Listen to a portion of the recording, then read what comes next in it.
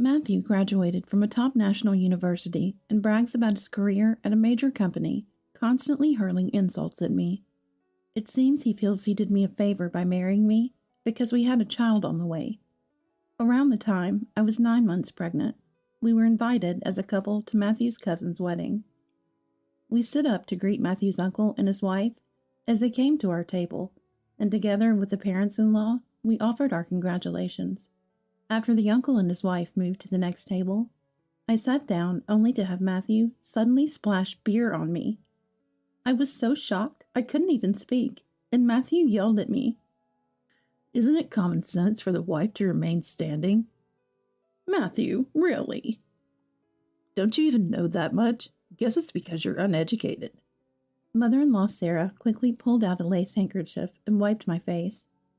As I absent-mindedly watched the drops falling from my bangs, I felt a pierce of anger rising. I couldn't stand it anymore. I didn't care that he was the father of my child.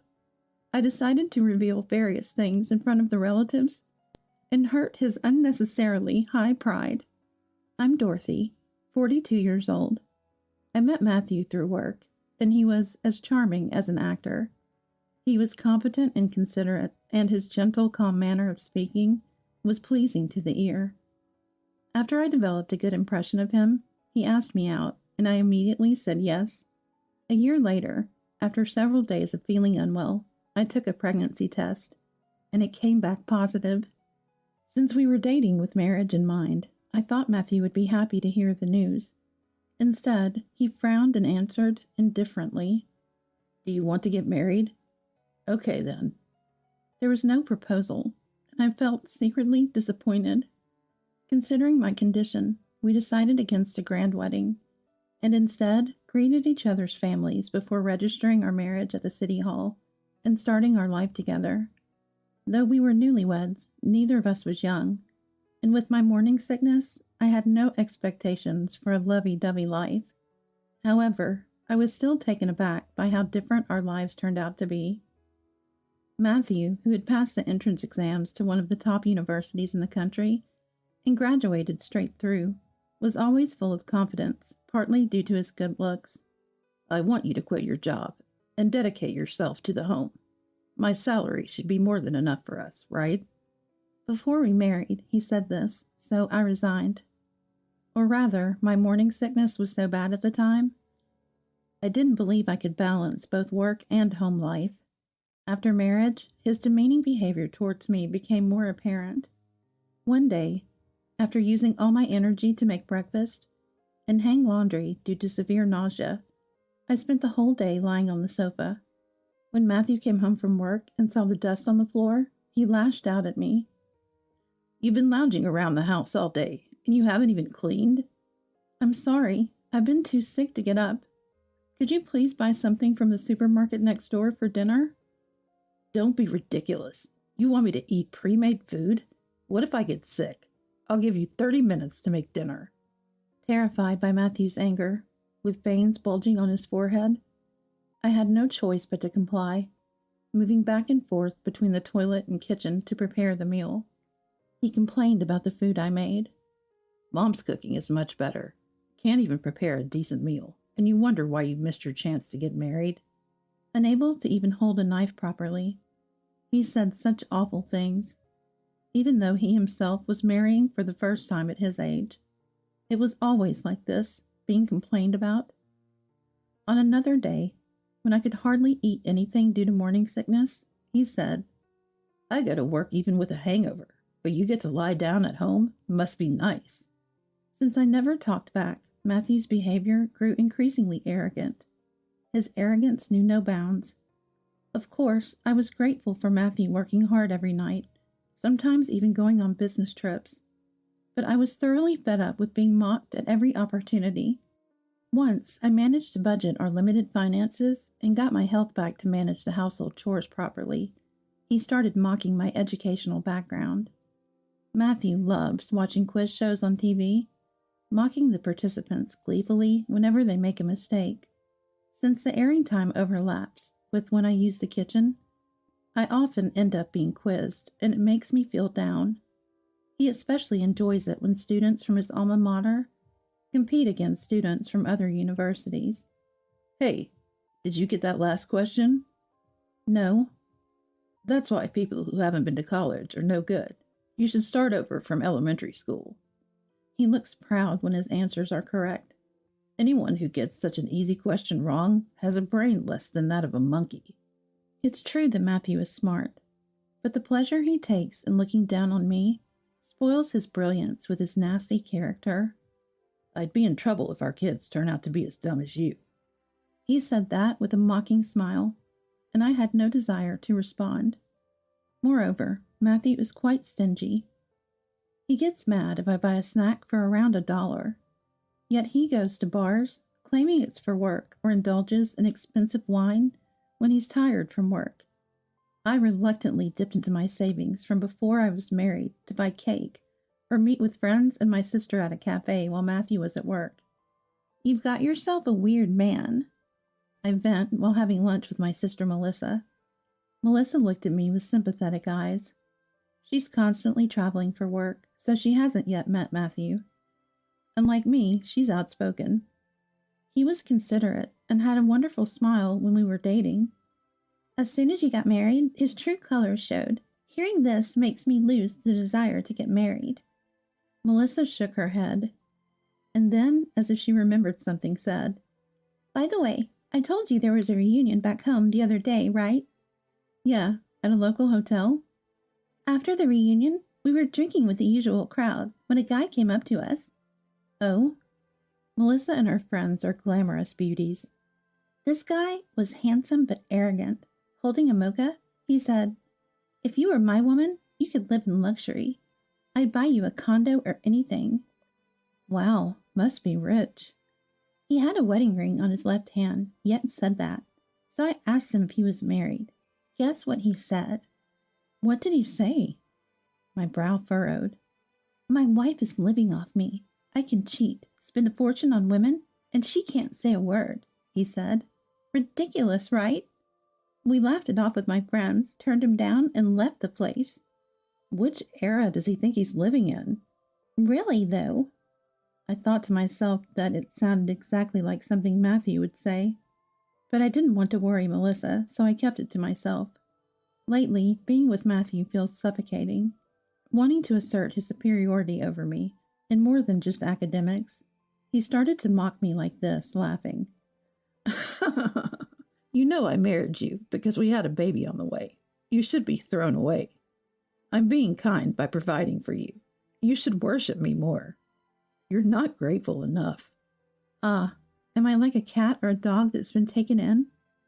Yeah, those animals are probably treated much better. Thinking this makes me feel miserably pitiful. Was all the kindness during our dating days a lie? But maybe Matthew will change once the baby is born. Holding on to that faint hope, I couldn't bring myself to consider divorce. As the 9-month mark approached, we were invited to Matthew's cousin's wedding as a couple. My condition had stabilized, and since it was at a nearby hotel, we decided to attend. I was looking forward to this splendid occasion and went with excitement. When the ceremony began, I was completely captivated by the bride's radiant beauty standing next to the groom. How beautiful! I wished to wear a dress like that someday. Then Matthew laughed mockingly next to me. Better not. It'll just make your ugly face stand out more. He whispered at a volume low enough that the parents-in-law at our table couldn't hear. There's no need to say it like that. Maybe if you lose a lot of weight and get plastic surgery and look 20 years younger, then I might let you wear one. While listening to the wedding march, I bit my lip and looked down. Why do I have to be spoken to this way? Unaware of my sinking mood, the ceremony proceeded smoothly. After the toast, it was time for the bride and groom to change outfits. The atmosphere in the venue remained pleasant as tables started engaging in small talk. Soon after, Matthew's uncle and his wife came to our table to greet us. We stood up to welcome them, returning their congratulations. After the uncle and his wife moved to the next table, I followed my parents-in-law and sat down. The moment I sat down, something cold splashed on my face. I had been doused with beer. I was so shocked I couldn't speak, and Matthew yelled at me. A wife is supposed to stand. Isn't that common sense? Matthew, really? You're supposed to stand until you've visited all the tables. Don't you even know that much? This is why the uneducated. What are you talking about? Sit down, Dorothy. I'm sorry. He seems to be mistaken. Father-in-law Daniel spoke up, and mother-in-law hurriedly took out a lace handkerchief and wiped my face. As I absent-mindedly watched the drops falling from my bangs, I felt a fierce anger boiling up inside me. I couldn't stand it anymore. It didn't matter that he was the father of my child. I was ready to reveal various things in front of the relatives and hurt his unnecessarily high pride. Someone had been silently watching Matthew yell at me. She had been sitting at the bride's friend's table and came running over the moment Matthew sat down. Yes? I knew it. You're the guy who approached us at the hotel bar the other day. Melissa, what's going on? Oh, it's true. The man who hit on us despite wearing a wedding ring? Matthew turned pale at Melissa's accusation. Loud enough for other tables to hear, Melissa's friend Linda exposed him. Let me say, what was it? Become my woman and you can live in luxury? I'll buy you a condo or anything? My wife lives off me, I can cheat, spend a fortune on women, and she can't say a word? That's what he said. Your wife is pitiful. Wait, Dorothy. Melissa's sister is that man's wife? Why is Melissa here? Oh, a friend of the bride. Melissa, who had brought her friends from the same table, feigned exaggerated surprise at seeing me. Though it was all an act, it shocked Matthew, so everything was going according to plan. The parents-in-law looked bewildered, comparing Melissa and her friends with Matthew. Did you hit on women even though you're married? Come on, Dad, don't believe their nonsense. Matthew, sweating profusely, tried to make excuses. It's hard to ignore this. My sister and her friends are lying. I confronted Matthew. If you think it's a lie, shall we check the date and time? It matches exactly with when you were away on a business trip. Matthew's face contorted at the date and time mentioned by Melissa and her friends. It was indeed when Matthew was away on a business trip. This man is incredibly stingy, gives me hardly any living expenses, even though he works at a big company and earns a good salary. And he's about to be a father, but only thinks about his own enjoyment. Even if he's handsome, it's despicable. Laughed at by Melissa's friends, Matthew turned red and looked down. My parents-in-law looked at Matthew with dismay. Matthew, what are you doing as the head of the family? Don't embarrass us. It's not like that, Mom. Dorothy, do something. What do you want me to do? Melissa and her friends are just stating the facts. I coldly dismissed him, and Matthew's eyes bulged with rage. If you say it's the truth, then show me the proof. Did you record my words or something? You didn't. At his words, Melissa's friends fell silent. After watching them quietly return to their table, Matthew glared at me. So, you were planning to embarrass me with your sister? Setting up that woman at the hotel I was staying at during my business trip? How can I possibly do that when I don't even know which hotel you would be staying at? It's you, isn't it? You must have checked. Fine. Remember this when we get home. As the bride and groom made their re-entry, I ignored Matthew's words and focused on the newlyweds. It was time for the bride and groom to visit the guest tables. They were supposed to perform the candle service, lighting candles. Suddenly, I noticed Matthew, who had been exploding in anger, now laughing as he gazed at the bride. The bride, Patricia, unnaturally turned her face away from Matthew. As they were leaving, Matthew inexplicably moved his glass of beer closer to the bride, Patricia, and spilled beer on her dress. Sorry, my hand slipped. Matthew, really? This is troubling. It's a rental. The bride lamented, to which Matthew quickly offered. I'm so sorry. It's best to wash it immediately, right? How about I accompany you to the bathroom so John can continue visiting the tables alone? No. It's weird to split up during the wedding. I'll go with her. Don't be shy. It would be bad if it doesn't end with the scheduled time. But John, the groom, hesitated next to the bride, who looked troubled. That's when I offered some advice. Was it John? You shouldn't leave them alone. Matthew was hitting on Patricia just now. I saw it. John's eyes widened. Wait, are you serious? Dorothy, stop spreading nonsense. Stop saying weird things. Matthew cried out in a panic. What's going on here? Are you trying to ruin the happy atmosphere? I don't enjoy this either, but Matthew, you're the one who caused it. I looked up at the bride and said firmly, Patricia is better to speak up early. Don't just endure it. Encouraged by my words, the bride looked determinedly at John and began. John, Dorothy's right. When I went to the bathroom earlier, Matthew hit on me. The bride continued as John was taken aback. John and Matthew, you've been friends since childhood, right? I kept quiet because I thought revealing this might ruin your relationship. But why should I have to endure this? The bride glared at Matthew and said in a stern tone, I remember every word he said. I'll tell everything. Stop. Ignoring Matthew's interruption, the bride spoke out loud for everyone to hear. He said things like, I'm smarter than John, work at a better company. Being my wife would be more beneficial for you. Just contact me after your honeymoon. Between what he said to Dorothy's sister and her friends, he really has no morals. Matthew covered his mouth with his hand, panicking as he looked back and forth between the angry faces of the bride and groom. John, you wouldn't believe such a woman, right? We're best friends, aren't we? Forgot all those times we played together as kids? John coldly retorted to Matthew's rapid speech. Of course I trust her. I knew about Matthew's bad habits with women, but hitting on the bride? That's messed up. Even if I'm just average, I'm a better person than you. The venue started buzzing as John's painful voice echoed. Relatives who understood the situation began to criticize. Matthew's handsome and was expected to succeed in our family, but he's always been arrogant. Over 40 and still behaving like that. No matter how smart, he's the worst, a disgrace to the family. Matthew turned red up to his neck. What an awful cousin, John. Maybe you should cut ties with him. John is way cooler than that old man. Shut up. Matthew stood up, yelling loudly enough to fill the venue. It was just a joke with the bride. You took it seriously.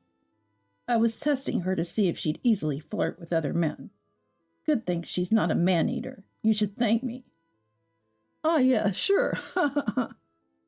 John laughed at Matthew's outburst.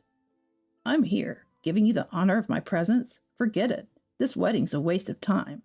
Dad, Mom, Dorothy, we're leaving. You're free to leave if you wish, I told him, and Matthew looked surprised. I looked straight at Matthew and declared firmly, I won't return to that room. I will not live with you anymore. I really wanted to hand him divorce papers right then, but doing so at a wedding would be inappropriate, so I planned to send them later. I don't want to see your face anymore. Leave quickly. Staying any longer would trouble everyone else. After saying this clearly, Matthew erupted in anger. Unable to bear being defied by his usually submissive wife, You, taking a father away from his child? No mother as low as you could raise a child properly. Leave if you want, but the child stays with me. I won't hand over this child to you. Then I'll hire a lawyer and fight. A capable man like me will surely win. How's a father like you in any way advantageous? You're still as delusional as ever. Shaking my head in disbelief, Melissa, who had been silent until now, stepped forward and handed Matthew a business card. I work in this field in case you're interested. I can introduce you to someone. Matthew's eyes widened as he looked at the business card Melissa handed him. Head of the office? From that major firm? You knew that. As expected, quite knowledgeable. Melissa smiled. I didn't know your sister was a lawyer. Why didn't you tell me? I smiled thinly. Oh, did you want to know? I thought it might hurt your unnecessarily high pride. Then Melissa chimed in.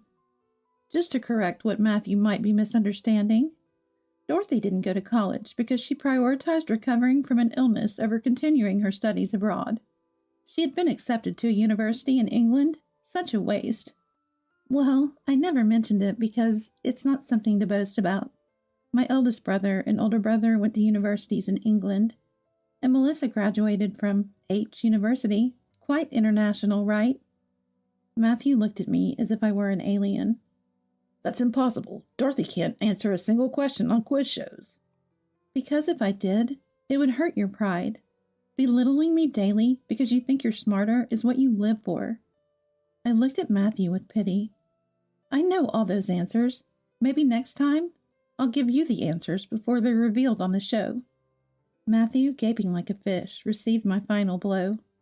I just hope our child doesn't end up as foolish as you. Exposed to the icy stares of me, Melissa, the bride and groom, and both families, Matthew must have felt unbearable. He twisted his face in frustration and fled, followed by the parents-in-law, to the laughter of the guests. After Matthew and the parents-in-law left, the wedding was canceled. The bride and groom decided to hold a reception later just for friends, apologizing for ruining the special day. But John forgave them easily. I'm partly to blame for inviting Matthew. Don't worry about the money. We'll make sure he pays. As I declared, I moved back to my parents' home after the wedding. I had considered staying in a hotel until finding a new place, but my family insisted on hosting me. After arranging for movers and sending Matthew the compensation claim and divorce papers, I received a call the next day. Why should I pay compensation? I was just disciplining my wife. You're going to raise a child on your own, right? I won't pay child support. I took the phone away from my ear and calmly responded, Oh, is that so? Then we can settle this in court, which will cost you more. You can have that condominium. Just give me half its value. Compensation and appraisal value, all in one payment. Ignore this and I'll sue. Good luck. Please, Dorothy, spare me the compensation. I have to pay John too, and together it'll drain my savings. I was fed up with Matthew's pathetic voice. You made me save so much, yet you're saying your savings will vanish due to compensation? Perhaps you spent it on other women. Matthew fell silent. I hit the nail on the head. I wasn't even angry. I had set up the compensation high, anticipating this. Eventually, Matthew gave in and transferred the compensation to my account. Later, I heard from a friend that a coworker of Matthew's attended the wedding and spread the word about his actions at the company. Losing his boss's trust, Matthew was transferred to a less significant department, and his salary was significantly cut. Though he was popular among female coworkers for his work, he lost his appeal the moment he veered off the elite track. Matthew's confidence plummeted, and he quickly aged. Once handsome, he now looked pitiful with disheveled, graying hair and a sagging suit. Whenever he approached female coworkers, they screamed and ran away. I safely gave birth to a healthy boy, and with Melissa's help, raised him without returning to my hometown. We moved to the condominium bought with the compensation, and I started working at Melissa's office while my child attended a child care center. So far, child support has been promptly deposited every month. I threatened to garnish his wages if he defaulted, which seemed effective. Next time, I hope to find someone far better than Matthew, who will adore my child. Without a father, I plan to pour twice the love into raising my child with care. I'm Chelsea. A few weeks ago, my father, who had been battling illness, passed away. I wish I could have shown him his grandchildren. Such words escaped my lips, along with a sigh. I got married when I was 25. That was exactly 5 years ago. At my wedding, my father and I made a promise. I'll let you know first when I get pregnant. But that promise remained unfulfilled. That's about the only regret I have about my father. Since his illness was discovered a year ago, I've done everything I could for him. I regularly returned to my parents' home and visited the hospital with my mother. I increased the frequency of phone calls and video chats. I did everything I could think of. Still, I can't help but wonder, could I have done more? I muttered. My mother, sitting next to me, reassured me. You did well, Chelsea. Really? Yes, your father would be satisfied. Just then, my sister Portia returned. I'm back, brought the lawyer. My sister entered the living room saying so. Behind her was a man in his mid-40s. I assumed he was the lawyer, and he handed me his business card. I'm Samuel, the attorney. Thank you for coming. Please have a seat. Excuse me, then. My mother guided the lawyer Samuel to his seat. As soon as he sat down, my sister blurted out, I heard from this lawyer that Dad left quite an inheritance. It's not all for you, Portia. I know that. My sister, now in a bad mood, glared at me. I glared back. My sister and I don't get along. We used to be okay, but things turned sour when we found out about Dad's illness. One reason was my sister's arrogant attitude. No matter how many times I reached out, she never visited our father. Of course, I may have said it wrong. I might have been a bit harsh because I was worried about him, but her reaction was also a problem. You're not a child. You don't have to be so stubborn. When I said that, my sister retorted, I'm not being stubborn. I live in the city. It's not easy to come. It's the countryside. But you can get here in 2 hours by car. Those 2 hours are tough. It costs money. It's money that's important to you? Of course it is. I'm busy, so stop contacting me. And with that, she finally stopped talking. Even if she lives far away, she could visit once in a while. I always thought so.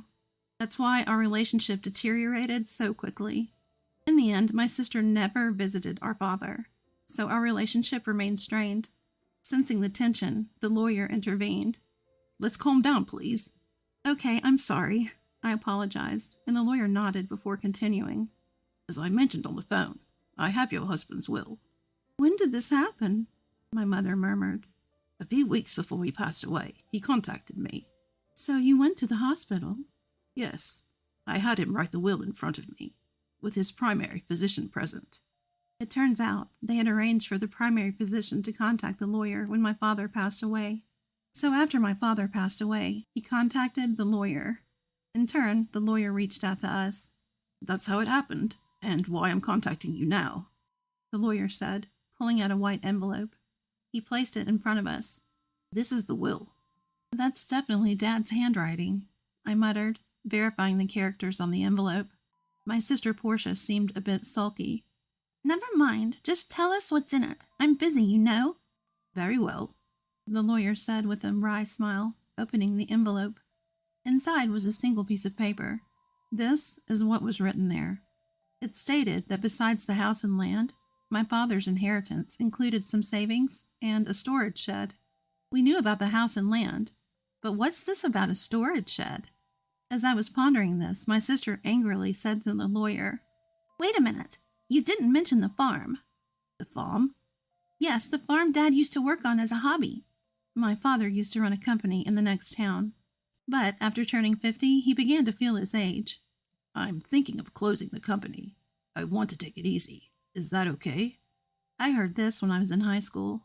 My sister, who was in college at the time, opposed it, but my mother and I, concerned about my father's health, agreed. Don't worry about the money, Portia. We have enough savings. My father reassured her. Reluctantly, she agreed. After that, my father really did close his company and started farming near our home. It feels good to move my body while farming, he said, looking happy. Seeing him like that, I felt glad I had agreed. But my sister didn't seem to feel the same. She had said she would return home after graduating from college, but instead, she got a job near her university. Eventually, she married the CEO of an IT company she met through work. Anyway, that's why Father was farming until he got sick. My sister insists that the farm should also be part of the inheritance. The lawyer reviewed the documents after hearing this from my sister. He quickly found a note and said, The farm is rented land. Rented? I thought we owned a large piece of land, my sister said, disappointed. Indeed, the farm where my father grew vegetables was spacious, but it might be too much for us, who know nothing about farming. Maybe it's good that it's rented. That's what I thought. The conversation then shifted to dividing the inheritance. As for the division of the inheritance, the house and land go to the wife, the lawyer said. My sister grinned. So we can divide the rest however we want? Please divide the savings and storage shed fairly between you two. Savings means cash, right? I'll take the cash. How much is it? The savings amount to about $100,000. There's no need to pay inheritance tax for this amount. Then I'll take the $100,000 in cash, my sister declared triumphantly. But I couldn't agree with such a selfish arrangement. I strongly protested against my sister. Wait a minute, I object. Why? I'm the eldest daughter. That's irrelevant. You can have the storage shed, what even that is. What even is that, anyway? My sister turned back to the lawyer. Flipping through the documents, the lawyer answered, It's the storage shed next to the farm. You'll inherit the building, the land, and its contents. With land? My sister's eyes lit up. Even though she's married to the CEO of an IT company, does she still want more money? As I was wondering this, the lawyer told my sister the following. The land comes with it, but it's about 65 square feet, roughly the size of a small bedroom. A small bedroom? Yes, here are the photos. The lawyer placed photos of the shed on the table. Pictures of both the interior and exterior were displayed. The exterior clearly looked like a rundown shack. The inside contained only basic tools like hose, scissors, and shovels. Nothing that seemed valuable. I don't want it. My sister grimaced. I peeked at the photos too. It was all very ordinary. These are sentimental items, but they won't bring in money. As I was thinking this, my sister spoke. Fine, I'll take the cash. You can have that dirty shed. Hold on, that's not fair. You agreed to the vegetable farming. What are you complaining about now? It was hard to argue when she put it that way. Still, if I didn't say something, she'd take all of Dad's inheritance. So we're good then? My sister pressed me. As I struggled to answer, my mother chimed in. As long as Portia won't complain later, I have no objections. There's no way I would. Then Portia gets the cash and Chelsea gets the shed. Okay, it's settled then. My sister grinned. Feeling uneasy, I immediately objected. Well, I'm not satisfied. Oh, give it up. But you're so greedy, aren't you? That's not it. You're such a hassle. You care more about Dad than money, right? My sister's words left me speechless. Of course, family is more important than money. Money is important, but it's not something to compare with family. While I was thinking this, my sister quickly ended the conversation. In the end, my mother got the house and land. My sister got Dad's savings. All that was left for me was the dirty shed. After that, my sister signed a document promising not to complain about the inheritance division. She left, laughing loudly. I was full of complaints. I couldn't help but vent to my mother. Mom, why didn't you help me? I did help you. How? You just sided with Portia. That's not true. I made sure you got the shed. Huh? I'm not happy about getting that shed. You might find something surprisingly good if you look closely, my mother said with a smile. I could only puff out my cheeks in response. The next day, I took the key from the lawyer and headed to the shed near the field. It was a 10-minute walk from home, a rural road where no one else passed by. I finally reached the field my father had rented. For the past year, he had been hospitalized, so the field was empty. I opened the shed with the key. Wow, it's dusty. The shed was quite dusty, probably because no one had cleaned it. Still, there might be something sentimental from Dad. Thinking this, I looked around the shed. Nothing special here. It was just a dirty shed after all. All I found were tools Dad had used for farming. They could be considered sentimental, but they weren't anything special. Maybe I should just take what's inside for now, I mumbled, looking around the shed. That's when I noticed something. It looks smaller than from the outside. Maybe it was the dim light, but the inside of the shed felt a bit cramped. Is it just my imagination? Thinking this way, I stepped outside the shed, but something still felt off. After pondering for a bit, I decided to walk around to the back of the shed. The backside was adjacent to a thicket of various trees.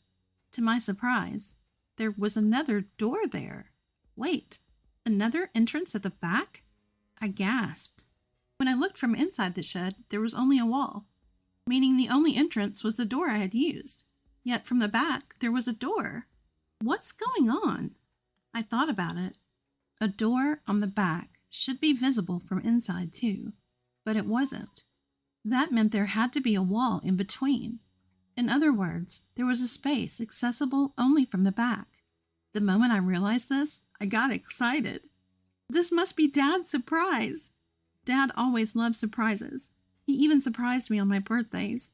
Memories flooded back, and I found myself tearing up. I quickly returned inside the shed and began searching for the back door key. If it was Dad, he would have hidden it somewhere in the shed. With that gut feeling, I rummaged through the shed. After a while, I found 2 keys hidden in the handle of a shovel. I went around to the back and tried one of the keys in the door. With a click, the door opened. What could be in here? The space inside was indeed cramped, only about 3 feet wide. A large safe stood alone in the space. Is this from Dad's company? I recognized the safe. It was the same one I saw in the corner of his office when I was a child. Nostalgic. I hugged the safe. This was a true memory of my father. I felt fulfilled. This alone made the inheritance worthwhile. But knowing Dad, this couldn't be the end. There's got to be more surprises. I muttered and inserted the second key into the safe. With a slightly rusty sound, the safe opened. What? No way. The moment I saw the contents, I was stunned. Inside was an unexpected inheritance. What should I do? Oh, I have to tell Mom. I locked the safe and rushed to my mother. After explaining the situation to her, I called my husband, and with his help, we moved the safe from my parents' house. Then it hit me. The contents of the safe were undoubtedly Dad's. However, if it's part of my inheritance, including the shed, I might have to pay inheritance tax. Better get this checked out thoroughly. The contents of the safe were clearly valuable. I decided to consult the lawyer. Inheritance tax? For that you should. According to the lawyer, it's better to consult a certified public accountant. So I got a referral to an accountant from a friend. I left all the complicated matters to that accountant. Half a year passed in this way. Just when I thought things had finally settled down, my sister showed up near my home. What brings you here all of a sudden? Well, I had some business at our parents' house. So you stopped by? Yeah, something like that. My sister's behavior was strange. It's funny, no matter how you look at it. Even if my home is close to our parents', it's still a 20-minute drive. We're not the kind of sisters who would casually visit, especially after the tension over Dad's inheritance. It's not a relationship that comes to play carelessly. I couldn't shake off my suspicion as I looked at her. Meanwhile, my sister, acting a bit nervous, asked, "Can I come in?" "Sure, but what's the matter?" "I have something to talk about," my sister said, forcing a smile. Reluctantly, I let my sister into the house. After I served some coffee, she started to fidget and then began to speak. "So, did you win the lottery or something?" "What? No, I didn't." "Then did your husband get a bonus?" I tilted my head, puzzled. I never buy lottery tickets because I'm not interested. My husband, who's a salaried worker, does get a holiday bonus, but it's not that time of year. What on earth is she talking about? Confused, I asked her directly. "Hey, what are you talking about?" Suddenly, my sister got angry. "What? Are you making fun of me?" "No, what are you talking about?" "Money! Money! You have it, don't you?" "Money?" "Yes, I heard about it." My sister began to speak excitedly.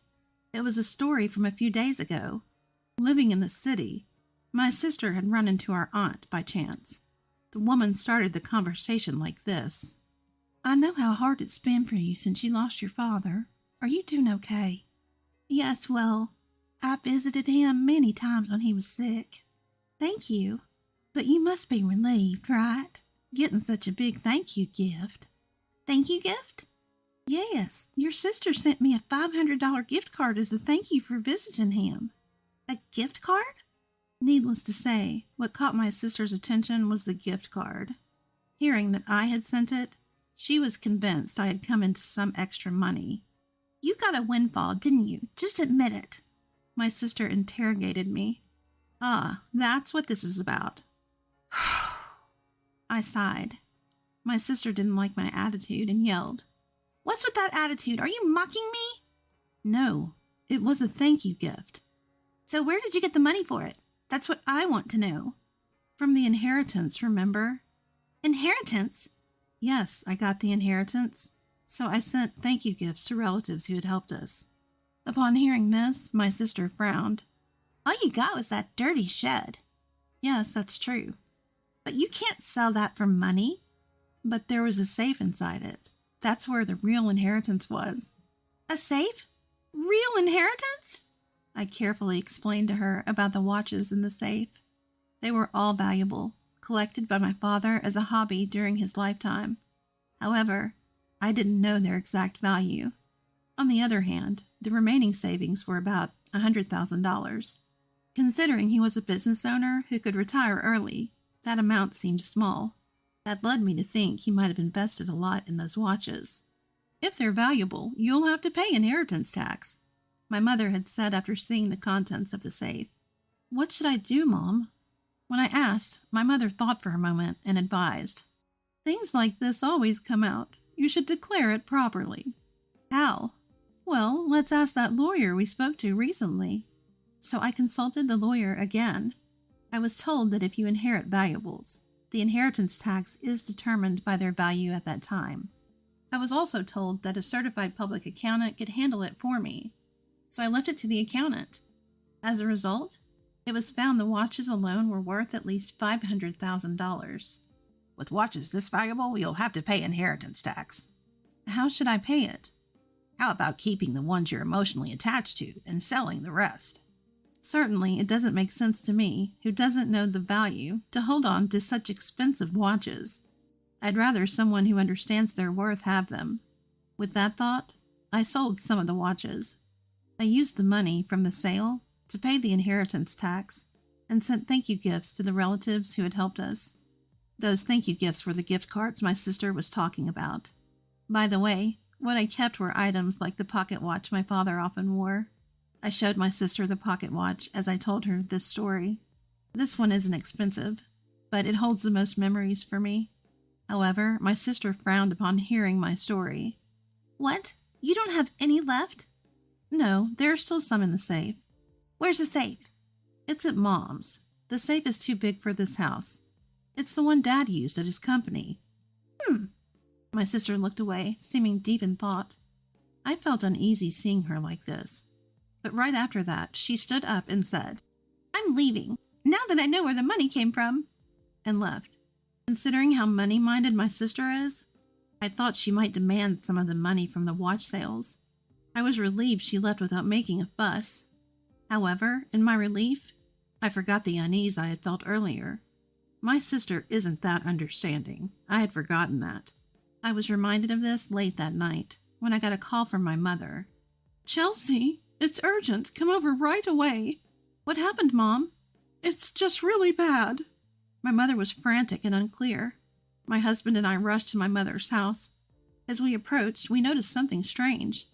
The area around my parents' house was lit up in red. What's going on? The reason became clear as we got closer. Several police cars were parked outside my parents' house. I pushed through the crowd and called out to my mother. What happened, Mom? Well, Chelsea, you see? According to my mother, it was after 9 p.m. Feeling tired, she had gone to bed already. Soon after, she heard strange noises. Sounds like someone searching for something came from beyond the door. Oh, it's a burglar! That's what my mother thought instantly. However, she was the only one in the house. Feeling helpless, she decided to escape through the window. Looking back, she saw the light of a flashlight moving inside the house. This is definitely a burglar. Convinced, she ran to the neighbor's house and said, Help, there's a burglar! Hearing this, the neighbor immediately came out. They too saw the swaying light my mother was pointing at and called the police, thinking it was a burglar. However, it wasn't a burglar at all. It was my sister, who had sneaked into the house. She had gone to rummage through the safe after hearing my story. Neither my mother nor the neighbor had any way of knowing this. Soon the police arrived, and naturally my sister was shocked. Realizing she was in trouble, she tried to make a quick escape. Of course, It's her own family home, so there's no need to run. Yet in her panic, my sister thought she had to escape. In her rush, she bumped into the open door of the safe. Just then, the already unstable safe toppled over, falling right onto her as she tried to flee. So Portia got trapped under it? Yes, that's what happened. Is she okay? She was taken to the hospital by ambulance, but she keeps saying her leg hurts. What on earth was she thinking? I was truly dumbfounded. Afterward, my mother and I apologized to the police officers who had come to help, feeling bad for calling so late. I also phoned my sister's husband. Wait, you're saying Portia broke into her own family home and got injured? Yes, that's correct. What is Portia doing? She doesn't even do housework. I'm really sorry about my sister. That's it. I'm filing for divorce. Divorce? Actually, according to my sister's husband, she had racked up a considerable amount of debt. Apparently, she had been spending a lot on brand-name items. He had just found out, and they had a huge fight. In the end, my sister stormed out of the house saying, "I'll borrow from Mom and pay it back." Turns out, she had already used the $100,000 she inherited to pay off her debts. Still short, she came to me to scrounge for more money. Learning about the contents of the safe led to her actions, which in turn led to this whole mess. No wonder her husband was furious.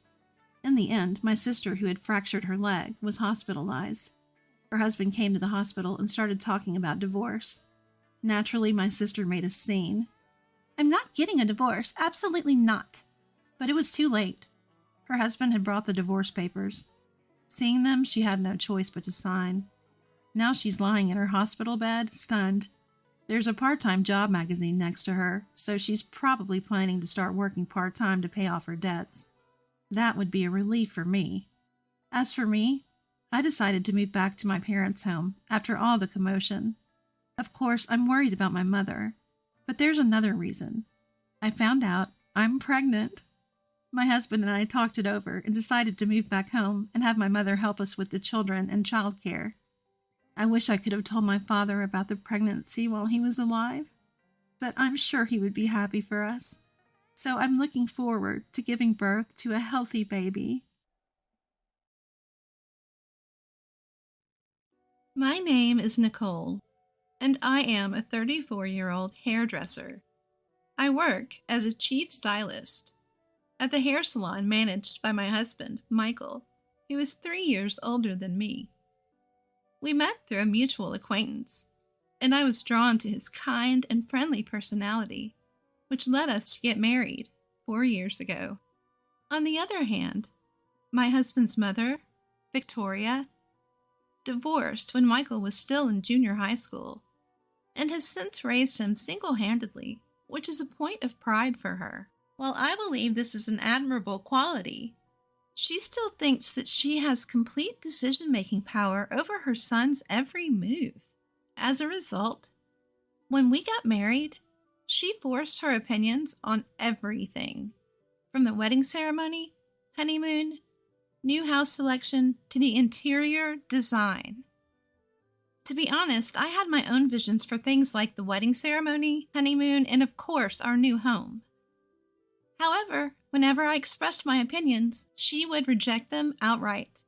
And when Michael tried to intervene, she would say, "Well, do you intend to defy me, who will become your mother-in-law? You know the saying about casting pearls before swine, right? You don't need such a wedding dress, seriously. I can imagine what the future holds if you're like this now. I wonder what kind of upbringing your parents gave you." Not only did she refuse to listen, but she also insulted my parents in the process. Honestly, I felt worried about the future, and my parents suggested, "Why not take a step back and think it over?" I'm truly sorry for my mother's interference. I think it was very rude of her, but I want to build a family with Nicole and be happy together. I will work hard for this, so please, will you watch over our marriage as it is?" said Michael, who apologized sincerely. Seeing this, both my parents and I thought, I am sure that this man will stand by me in the future, even if my mother-in-law and I have conflicts. So we decided to get married. In the end, the wedding ceremony and our new home were entirely based on my mother-in-law's wishes.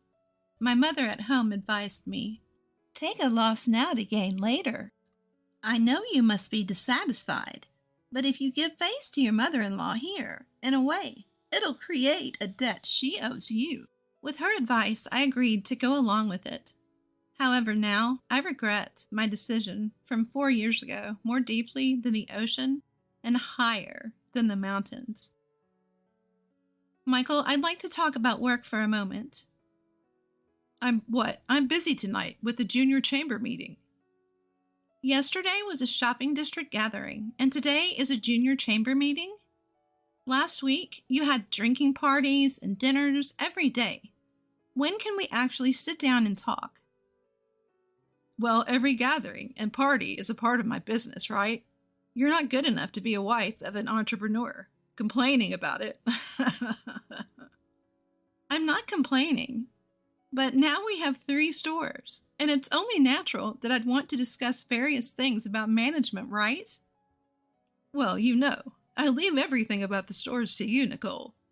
Your only redeeming quality, with no education or notable family background, is your skill as a hairdresser. So it's natural for you to work on increasing sales for the stores, right? So why are you trying to rely on me? Isn't that strange? Here we go again. 4 years after starting our hair salon business from scratch, we have successfully opened our 3rd store and are considering opening a 4th by the end of the fiscal year. It's a significant accomplishment, but as the business grows and Michael is praised as a young entrepreneur, he increasingly looks down on me. I can deal with him talking about my education and such, but he constantly belittles me, criticizing my looks, fashion sense, and even comparing me to rival stylists.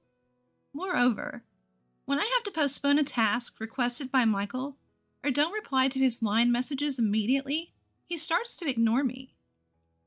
When he begins to ignore me, he comes home late, leaves the dinner and breakfast I prepared untouched, and ostentatiously orders takeout or buys sandwiches and coffee from the convenience store.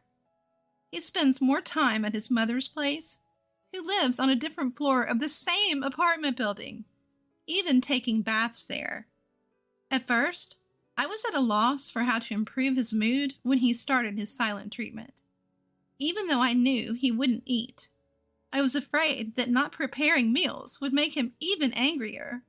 So I continued to cook and prepare the bath, knowing it would be wasted. I often stayed up all night waiting for Michael, who didn't reply to my line messages and whose return time was uncertain. In the meantime, my mother-in-law would launch her attacks. "I knew you were a terrible wife, but I didn't think you'd be this bad." Why is Michael ignoring me? What's the reason? "You really don't have any idea. I can't believe it." Are you angry because I did something wrong? If you heard it from Michael, please tell me. "There's no point in me telling someone who doesn't know their own shortcomings, right?" She laughs and doesn't give me an answer. After a while in that state, just when I start to lose my patience, "I'm home. Oh, I'm hungry. What's for dinner today?" He comes back nonchalantly as if nothing happened back then. Oh, I'm so glad she talked to me. I would feel relieved. But eventually, I don't want to be ignored again. I unconsciously started living a life where I tried to please Michael and gauge his mood. I realized that when Rebecca, a new stylist who joined the company this spring, pointed it out to me one day. That day, I was being ignored by Michael as usual, not eating dinner or breakfast and not talking. Not wanting to waste it, I had packed the side dishes I had made for Michael into a lunchbox and brought it to the store. As I ate it for lunch, Rebecca spoke to me. "Nicole, is that lunchbox homemade by you?" Yeah, I just packed some leftovers from yesterday, though." I know it's a marital issue, and a newcomer like me probably shouldn't interfere, but Have you realized that President Michael is trying to control you? What? Control? What do you mean? I'm sorry if I'm wrong, but isn't President Michael thoroughly ignoring you right now? Yeah, he is. I thought so. I saw him talking and smiling with everyone else, but ignoring you in the staff room. He thinks nobody's watching, but he brushes off your hand rudely. And then there's that lunchbox. Grilled mackerel and meat and potatoes. It's obvious that you just packed last night's dinner side dishes, right?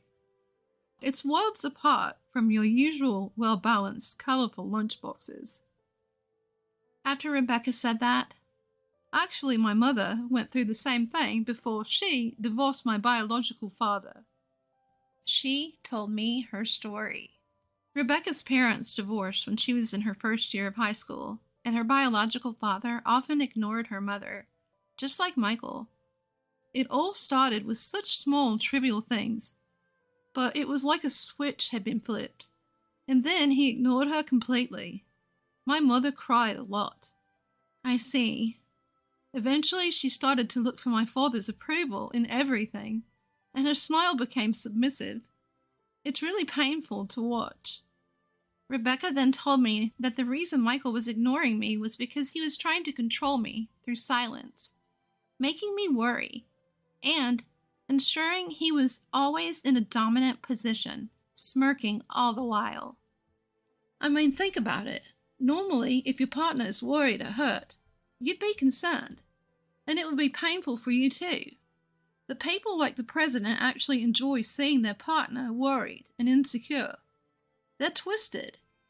Since Rebecca said that so bluntly, I started to lose the will to panic like I used to. Even when Michael became moody and ignored me, or when my mother-in-law egged me on.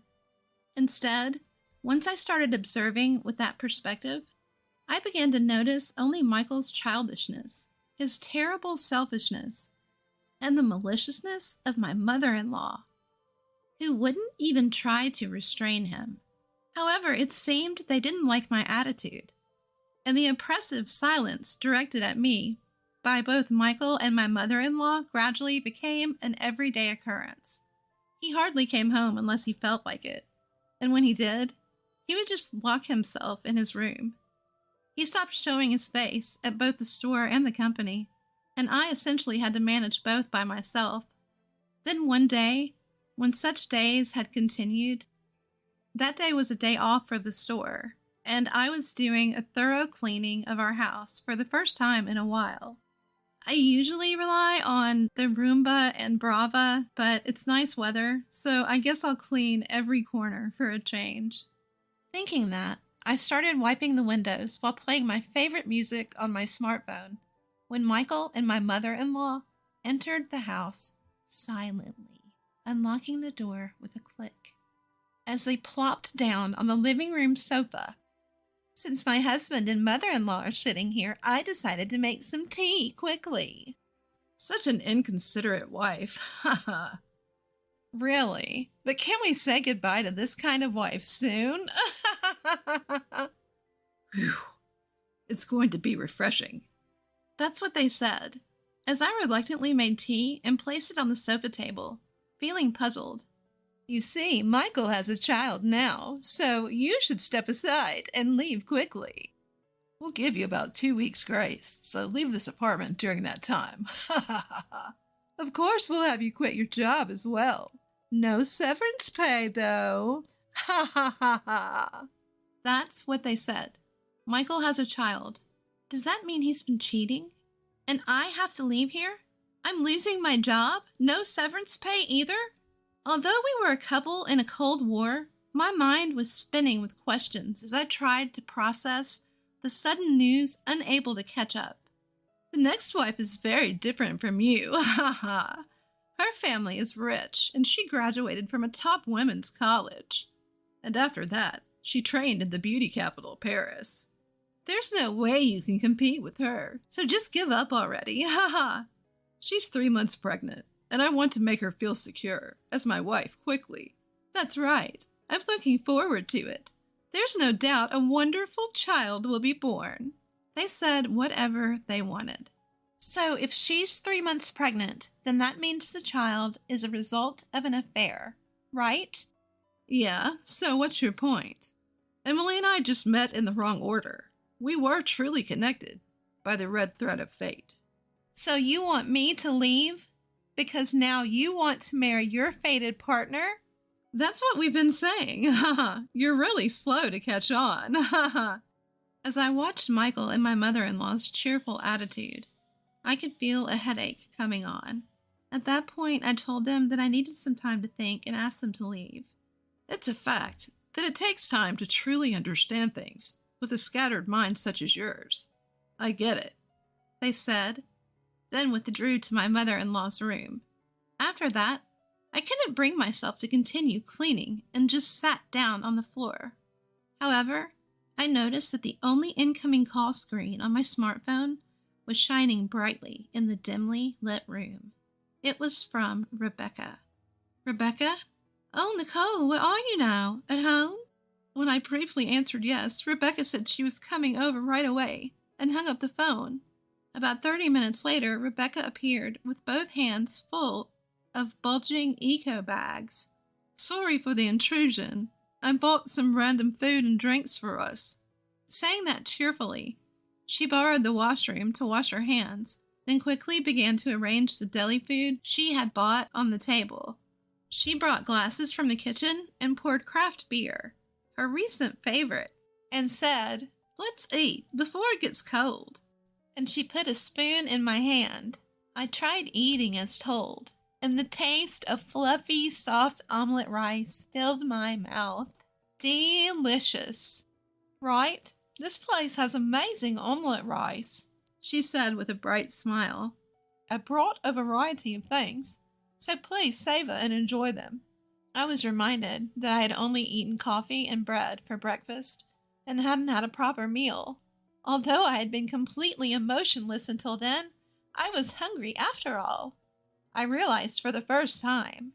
We ate in silence for a while, and when we started drinking beer, Rebecca said, "I received a group email from the boss saying that you're leaving the store at the end of this month."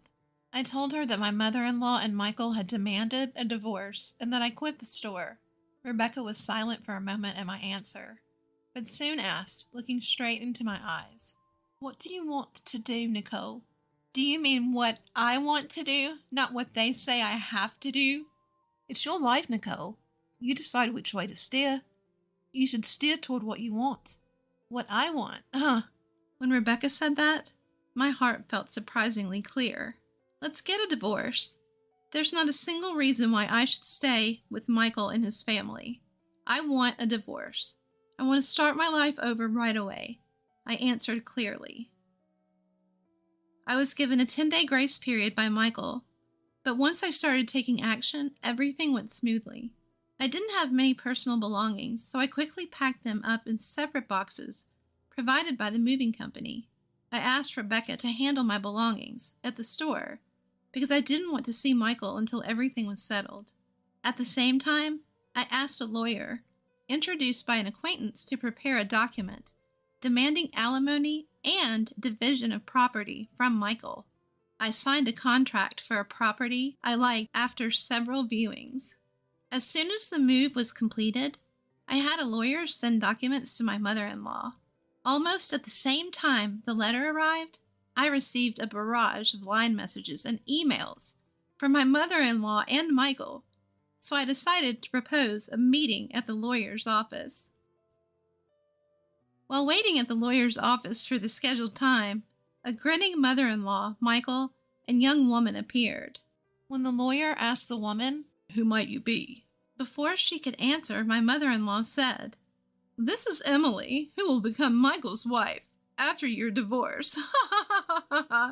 As soon as I submit the divorce papers with you, I plan to immediately submit the marriage registration with Emily."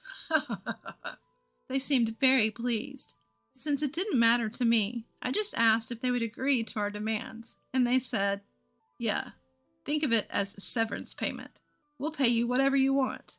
I didn't think it was necessary, but Michael is a kind person.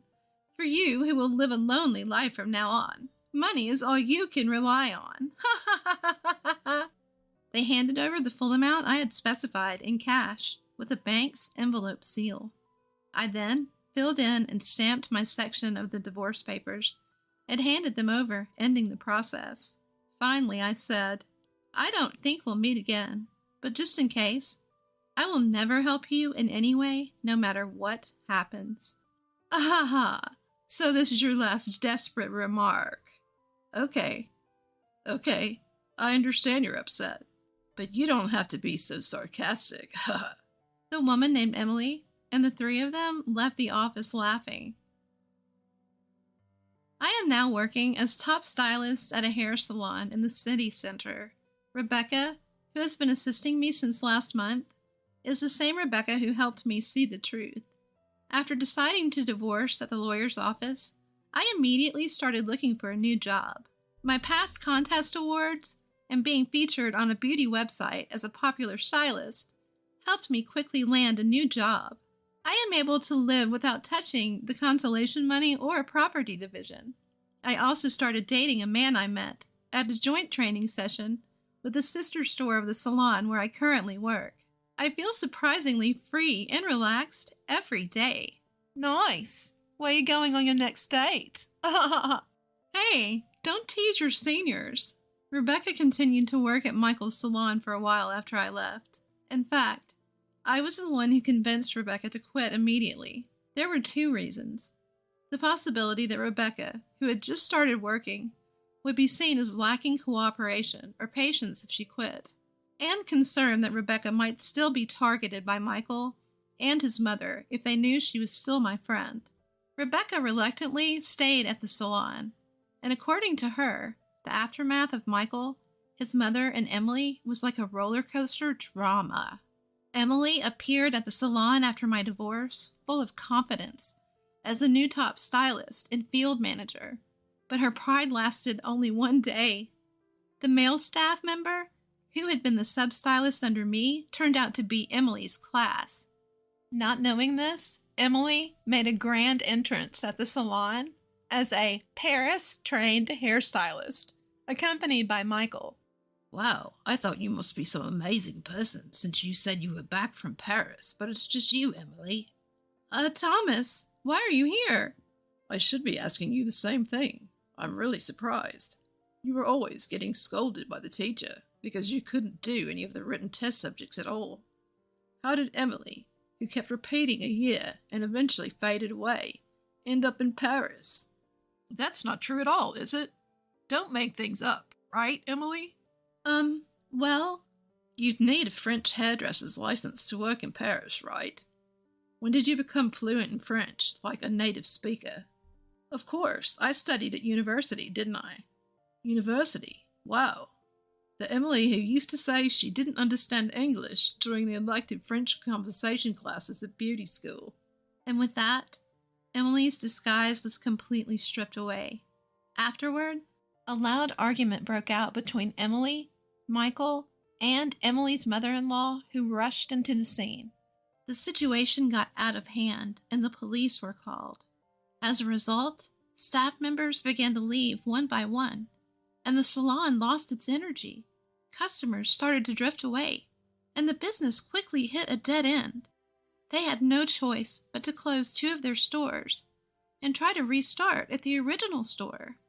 But it was already too late, and they had to close down completely last month. That must have been really tough. It really was. But because of that, I was treated as having left the company due to company circumstances. So the questions about my previous job during the interview here went smoothly. I'm happy to be working together again, but why did you choose this salon? Of course, it's to learn from Nicole's skills up close. I got it. I'll train you properly. Sometime after Rebecca changed jobs, a letter arrived from Michael and his mother through the lawyer, who was hired for the divorce. They probably had no other way to contact me, since I had cut off all communication and my parents had firmly refused contact as well. The letter went on and on about how they had been deceived by Emily, and that she wasn't pregnant and her background was all lies. She had taken everything from Thomas, all the valuable items, and disappeared shortly after. They had lost the salon and the apartment that they had used as collateral. Nicole is the only hope for me and my mother. I believe that you, being so kind, will extend a helping hand to us in our time of need. We want to hear from you as soon as possible. After skimming the letter, I called the lawyer who had passed it on to me. Please, just tell them I don't care. You don't have to pass on any more messages from them. And so, just as Rebecca had told me before, my life, with me, steering in the direction I wanted, is going great now, and I will never allow another man to control my destiny. Bobby's mom! Please come immediately! The sight that I saw, having rushed over at the teacher's words, was my son collapsed on the spot. My son was unconscious after colliding with a friend and falling from the playground equipment. I was anxious and called help to my husband, but busy with his work, he didn't come to our son's side. Even though it's his job, it's just too cruel, while his own son is being taken away in an ambulance. I realized something. The worst reason he couldn't rush to our son's side. I'm Jennifer. I live with my husband John and our elementary school-age son, Bobby. John works in the hotel industry and doesn't have weekends off, so he rarely participates in Bobby's school events. He's never shown up for parent-teacher conferences or sports days. When we received the letter about a parent-child outing, I asked my husband, knowing he probably couldn't go, "John, there's a parent-child outing during the upcoming public holiday." "During a holiday?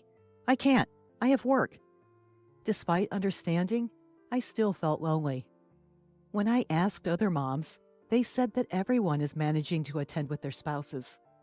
Some people also work on weekends, but they seem to be adjusting to take the day off. When I mentioned this, John clearly seemed annoyed and retorted, "So what? You're telling me to take a day off too? You understand my work, right?" "Yeah, sorry." Reluctantly, I decided to attend the parent-child outing with Bobby alone. While many families were participating with both parents, there were also fathers participating alone because their wives were working. Well, it happens that wives have to work too. I wasn't bothered by it and thought I would enjoy the day with Bobby. However, when the children go off to play, it inevitably gets lonely. The other moms were there with their husbands, so it was hard to join in the conversation. As I was sitting there, the teacher came running towards me in a panic. "Bobby's mom, please come immediately." "Huh? What happened?" "Bobby, he collided with a friend and fell off the playground equipment." "What? Bobby?" I rushed to the scene to find my son unconscious. The teacher immediately called an ambulance, and I got in with Bobby, who was still unconscious. When we arrived at the hospital, he was immediately taken to the examination room. Realizing I hadn't informed John, I quickly called him. "Hello, John? Something terrible has happened. Bobby fell from the playground equipment and hit his head. He's unconscious." "What? Shouldn't you have called an ambulance before calling me?" "The teacher already did that. He's being transported to the hospital and undergoing examinations now." "All right. You're at the hospital then. Let me know the results via email when you know." "What?" I couldn't believe my ears. He wasn't planning to come to the hospital in this emergency? "What are you saying? You need to come home now." In response to my cry, my husband replied in a flippant tone, "Hey, didn't I tell you I can't take a break during this holiday?" "But we're in a state of emergency right now. Don't you understand?" "I know you're at the hospital, but what's the point of me going there? There's nothing I can do at the moment. We just have to wait for the results. Let me know when you get any updates. Bye for now." With that, John hung up the phone abruptly. I was left staring at my smartphone, dumbfounded. He wouldn't even come home for our son's critical situation. As I slumped there, a man approached me. "Are you Bobby's mom? I'm Alex's father." It was Alex's father who had spoken. Alex was the friend who had collided with Bobby. I remembered him attending the event with his son as his wife was absent. Alex's father bowed deeply towards me. I am truly sorry for what has happened. I hastily shook my head. I heard from the teacher that Bobby and Alex accidentally ran into each other. It was a careless mistake on our part as well. Please don't worry about it.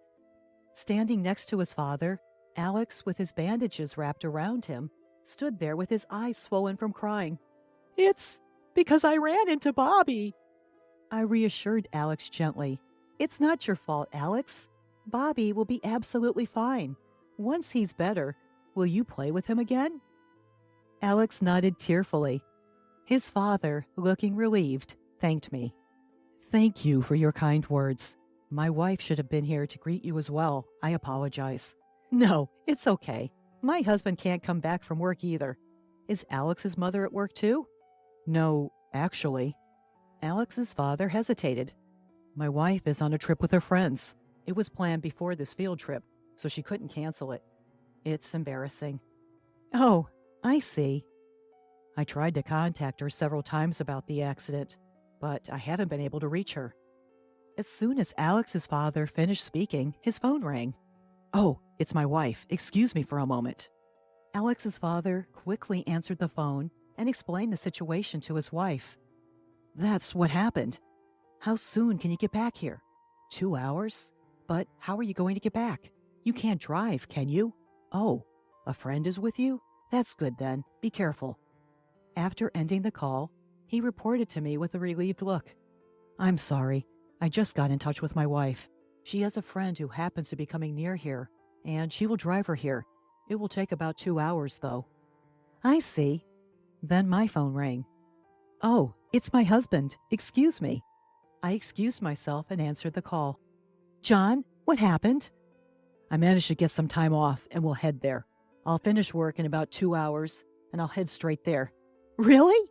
That's great. After ending the call, I reported back to Alex's father. My husband will also be here in about 2 hours. It's good that we can both meet. Just then, we were called by the doctor who had finished the examination. According to the examination, Bobby had no abnormalities. He had just lost consciousness due to the shock, and they decided to observe him for now. Even though they said no abnormalities, it was still nerve-wracking not knowing when he would regain consciousness. As I came out of the examination room filled with worry, Alex's father was there waiting for me. He was holding Alex, who had fallen asleep from exhaustion. We started to chat about our families to distract ourselves from the situation. Alex's mother was a homemaker, but recently she had been going out with her friends often during evenings and weekends. When she was away, he would take care of their child. My wife usually takes care of our son Alex during weekdays, so I thought she should have some fun during nights and weekends. But now, I regret not canceling her trip during the school field trip. As I listened to his story, I couldn't help but compare it to my husband John. My husband, on his days off, be it weekends when he has work, or even on weekdays, he always leaves alone saying he needs to unwind. In contrast, Alex's father is actively involved in childcare. I found myself confiding my husband's complaints to him. As we talked, I noticed a strange coincidence. The behavior of John and Alex's mother coincided exactly. The days they couldn't attend events. The weekdays they went out in the evening. They were all the same. I suddenly became curious and asked, by the way, my husband went on a business trip to Phoenix last month. Oh, when was that? It was the first weekend of last month, I believe. My wife said she was going on a trip with friends that day and came back with souvenirs from Phoenix. Could it be? We exchanged glances. It had been about 2 hours since we called John and his wife. The first to contact us was John. My husband will arrive at the parking lot soon, so I'll go and pick him up. I told Alex's father and headed to the parking lot. When I nervously peeked into the car, there was no one in the passenger seat. Could it be that Alex's mother is with him? That's what I was speculating. I brought John, who got out of the car with an innocent face, back to the hospital room where Bobby was sleeping. After exchanging greetings with Alex's father, Alex's mother appeared. I didn't miss the moment when she and John looked at each other's faces and were momentarily lost for words. As if nothing had happened, John greeted Alex's mother. "Ha, hello. Thank you for always taking care of our son." Alex's mother quickly returned the greeting in response to John's excited voice. "Oh, yes. Hello. Likewise." Upon observing the two, I decided to stir the pot a bit. "Oh, is this your first time meeting my husband, Alex's mom?" Alex's mother answered in a flustered manner. Of course. It's our first meeting. Isn't it obvious?" "You don't have to deny it so desperately. It wouldn't be strange if you had met him at parent-teacher meetings or school events, right?" That's impossible. I didn't know John's son was in the same class as my son." I hadn't called my husband by his name in front of her yet. She took the bait. This was suspicious. At that moment, I was convinced of my husband's affair with her. Moreover, it seemed that they had been dating without knowing that their children were classmates. Isn't it strange? "How do you know my husband's name if you're meeting for the first time?" Alex's mother was at a loss for words at my questioning. That is... Suddenly, John snapped at me to protect her. "Hey, Jennifer, what's your problem? That's rude to her, isn't it? She's the mother of our son's friend. You should show some respect." Alex woke up to the sound of John yelling, and then he pointed at John and said, "The man who comes to our house." "A man who comes to our house?" The hospital room fell silent. Alex's mother tried to cover up his remark in a hurry. "Whoa, hold on, Alex. What are you talking about? Are you mistaking him for someone else?" Perplexed, Alex continues, "No, I'm not mistaken. Dad, could you lend me your tablet?" Alex receives the tablet from his father, and with practiced ease, he shows a certain image. "Look, this." The image displayed is of a toy train set in Alex's room that he had assembled himself. The toy train set is a product sold by a toy company. "What's this? Isn't it the toy set that Alex usually plays with?" To his mother's puzzled question, Alex points to a figure in the background of the toy train set. See this man? I remember him because I look at this photo from time to time." Upon closer inspection, the image captured the living room in the background of Alex's room, where a man, John, was seen chatting amiably with Alex's mother. "With this, you can't dodge the truth anymore," I muttered, giving them a hard stare. Alex's father, too, was trembling with anger. He raised his voice at his wife. "You've been inviting your lover into our house while I'm at work? And look at the date. It's the day I was away on business, wasn't it?" I, too, was shocked when I saw the date. This date? Wasn't it the day John didn't come home because he was on a business trip? Don't tell me. You stayed over at Alex's house? That is... She said it was okay, so I just... John readily admitted his infidelity and shifted the blame onto Alex's mother. Hearing this, she hastily countered. "What? You're blaming me? It was you who said it's a waste of money to stay outside, wasn't it?" Alex's father put an end to the ugly argument. "Enough. Inviting your lover to stay in a house where there's a child? You're unfit to be a mother. You're utterly despicable. I disdain you from the bottom of my heart." At his words, John flinched, and he quickly tried to paint the lover as the villain. "Indeed, she's unfit to be a mother.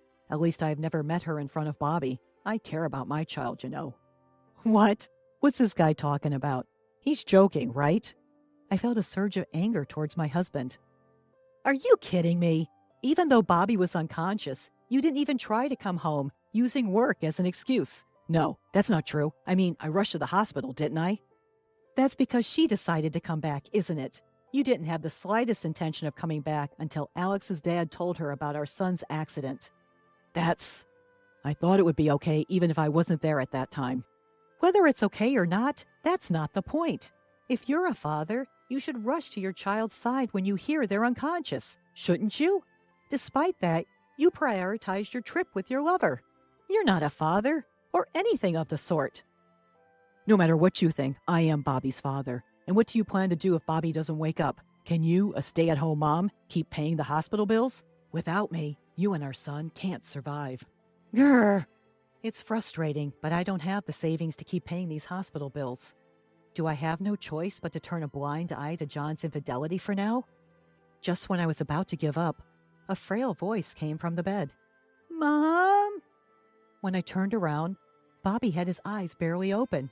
Bobby! I clung to my son. Bobby hugged me back tightly, then said, Even if Dad's not here, I'll be okay, because I'll protect you, Mom. Hearing Bobby's words, John was dumbfounded. Bobby, why would you say something like that? Then my son answered firmly, Because you're moving out, right, Dad? After Mom went to bed the other night, you said that on the phone, didn't you? On the phone? I heard you talking when I got up to go to the bathroom, Dad. You said I don't care about Jennifer at all. If it wasn't for the kids, I would leave right away and be with you. That's what you said, isn't it, Dad? That's... John's face went pale. So, I'll grant Dad's wish. I don't need to be your child anymore. I don't need a dad anymore. John was shocked at Bobby's words. On the other hand, I finally made up my mind after hearing what Bobby had said. I've made up my mind. Please, let's separate. As I told this to my husband, Alex's father handed me his business card. Jennifer, I'll help with your decision too. The business card he handed over had the title of a law firm's director printed on it. We should have plenty of evidence aside from this toy train photo. Leave the claim for alimony and child support to me. I'm planning to make a claim to my wife too, so it's like killing two birds with one stone. Upon hearing his words, Alex's mother started to panic. What? Wait! I haven't agreed to a divorce yet. I won't leave you. Then Alex's father said to her in a cold voice, Huh? You, who cheated, have no right to choose. A low-life mother who would cheat in front of her child doesn't deserve custody. If you still object, it'll go to court, you know. You're aware of my high success rate in court, right? And with such favorable conditions, there's no way I'd lose. Seemingly resigned, Alex's mother quickly consented to the divorce and agreed to pay the compensation. Seeing this, John also signed the pledge to pay alimony and child support to his wife. He must have realized that it was futile to go against the lawyer. After that, both our marriages ended in divorce. The now free Alex's mother and John started living together as planned. However, their living arrangement didn't go as planned. Once they started living together, they began suspecting each other of cheating with someone else, and their relationship began to sour. Tired of the relationship, John actually ended up cheating with another married woman. As always, John was sloppy and was easily caught by the woman's husband, who demanded compensation. Alex's mother also cheated with someone else, but her lover merely took advantage of her and then dumped her. Alex's mother, who had spent all her savings, and John, who was drowning in debt from paying compensation. They both seemed to be stuck together, blaming each other for their misfortunes. At this rate, they're clearly heading for financial ruin, but I don't feel sorry for them at all. They reaped what they sowed. It serves them right. As for me, thanks to Alex's father, I received more than enough alimony and child support, and now Bobby and I are living a peaceful life. Bobby got better without any problems and returned to his daily life. He still plays happily with Alex, just like before. I've become good friends with Alex's father, even more so than my mom friends, and we talk about everything. My only wish now is to continue living a happy life with Bobby, just the two of us.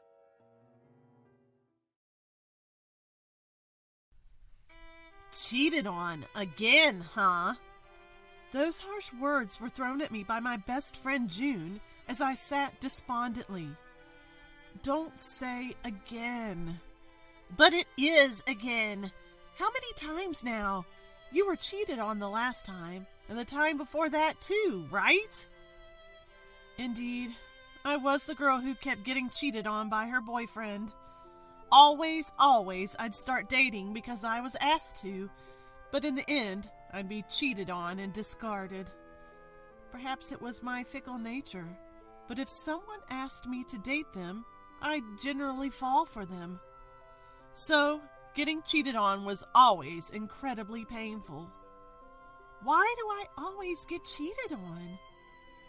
Then June replied with a dumbfounded look, Well, you're so indifferent that it's no wonder you're cheated on. When I'm dating, I'm all excited, but I don't want people to know that or to show that I like the person I'm dating, so I always end up acting detached.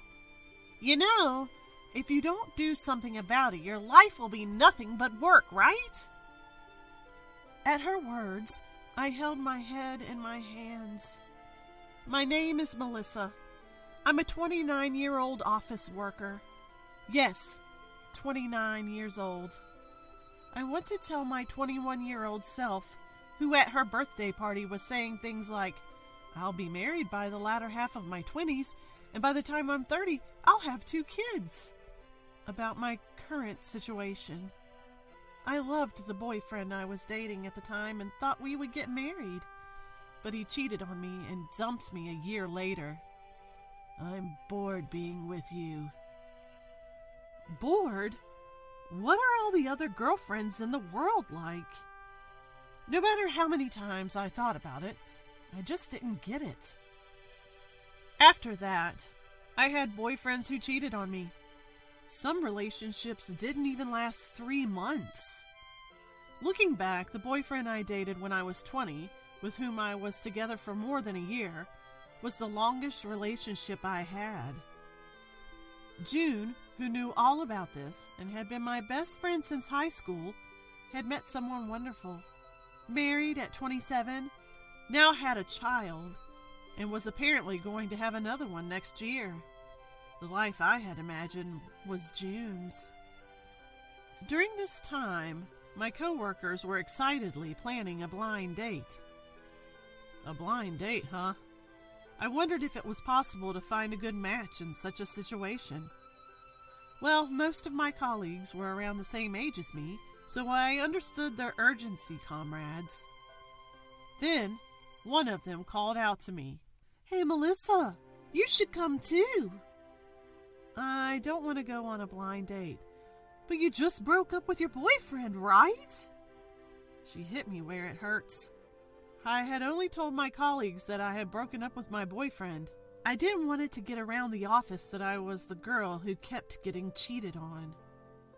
With that thought, I unusually decided to participate in the blind date. Nevertheless, I didn't feel particularly enthusiastic. On the day of the blind date, I was dressed as usual, wearing my regular makeup, while the others in the group had put on nicer clothes and had done their makeup perfectly. So this is what a blind date is all about. I watched the scene as if it was someone else's business. The blind date was a stylish restaurant. When we arrived, 5 men were already seated. After ordering drinks and toasting, another man walked in. He was oddly disheveled, wearing a crumpled shirt and black-rimmed glasses. To put it kindly, he didn't seem suited for a blind date. Well, I'm not one to talk. After a while, a man approached me. I've fallen for you, Melissa. Let's exchange contact info. No matter how you looked at him, he seemed like a casual guy. As I hesitated, thinking that this was a bit too much, the man sat down next to me and tried to forcefully take my phone. Hey! Could you please stop? I had to try to gently decline, but my words came out more stern than I had intended. Everyone was absorbed in their own conversations, paying no attention to me. Then suddenly, a man grabbed my arm. Don't push it. They won't like it. It was the man in the crumpled shirt who had arrived late. His name, apparently, was Ricky. I thanked him, and he pushed up his glasses, shook his head, and without a word, sat across from me. He had a hard-to-read demeanor. As the party started to wind down, people who had paired off started to leave, and those going to the after-party also left. In the end, it was just Ricky and me. We ended up walking together to the subway station, mostly in silence. Ricky seemed to be a quiet person. When I asked him where his stop was, it turned out to be the station next to mine. What a coincidence! Ricky pushed his glasses up and offered to walk me home, but his expression was so neutral that I could tell he was just being polite. I declined and got off the subway before him. The next day, my coworkers were excitedly discussing the previous night. Melissa, what happened with you and Mr. Crumpled Shirt?